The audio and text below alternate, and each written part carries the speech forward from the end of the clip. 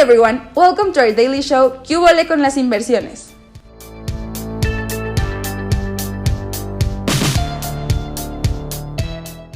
Today's topic is main reasons to invest in Mexico. In a study recently made, out of 328 founders, 33% identified themselves as foreigners, which means 3 out of 10 creators in the country came to Mexico and founded a business. The impact of this 33% is noticeable. Only in Mexico City, this group of entrepreneurs has built about 9,800 jobs and raised over $1,072 million. They don't only contribute with their knowledge and creativity on the innovation of national entrepreneurial ecosystem. The foreigner entrepreneurs also attract capital from other countries to Mexico, which develops the entrepreneurship of Mexico.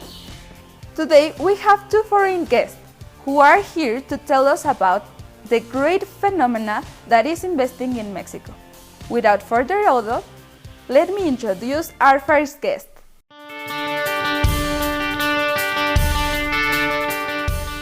David Smith is an American entrepreneur.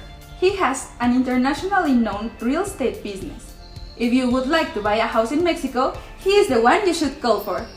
He started buying 5 apartments in Cancun, which led him to grow his company. Today he has more than 500 properties in almost all the states in Mexico. We have the pleasure of having him today, and he will share with us his experience. It's a pleasure for me to be here in ¿Qué hubo con las inversiones? As I've always said, America is my birthplace, but Mexico is my home. Great!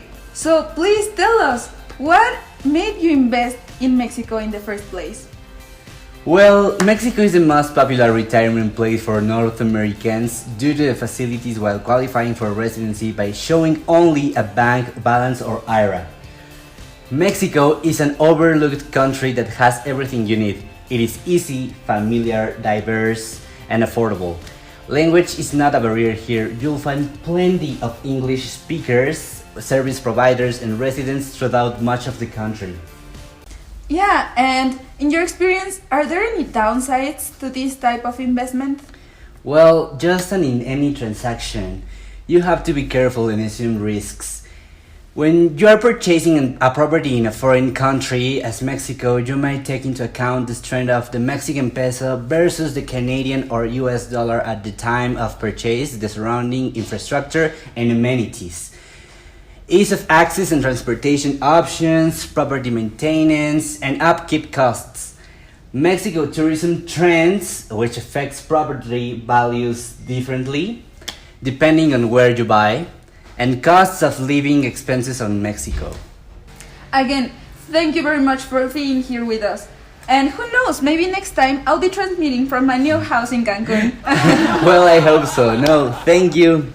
Now, coming back from the break, we have one of the youngest entrepreneurs that will be telling us about her experience in the investments.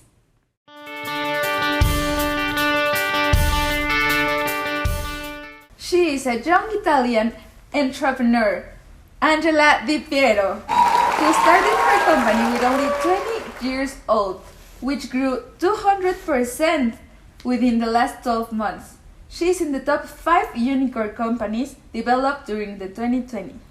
Thank you for having me. It's delightful being in ¿Qué hubo con las inversiones, talking about my experience.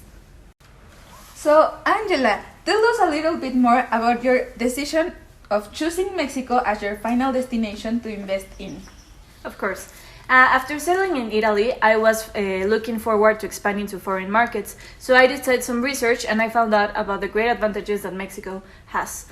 First of all, there's a strategic position. In the border you have USA and Canada, and on the southern border you have Latin America. The country owns a great infrastructure made up of 63 international airports, 117 ports, 27,000 kilometers of railways, and 389,000 kilometers in highways. So, what do you think about cultural integration? Would you rather work with your country staff? We have had assertive communication with Mexican entrepreneurs. In fact, companies with teams made up of Mexicans and foreigners earn more money compared to those that are only made up of national entrepreneurs. They have earned approximately 3 times more capital than those with only national co-founders.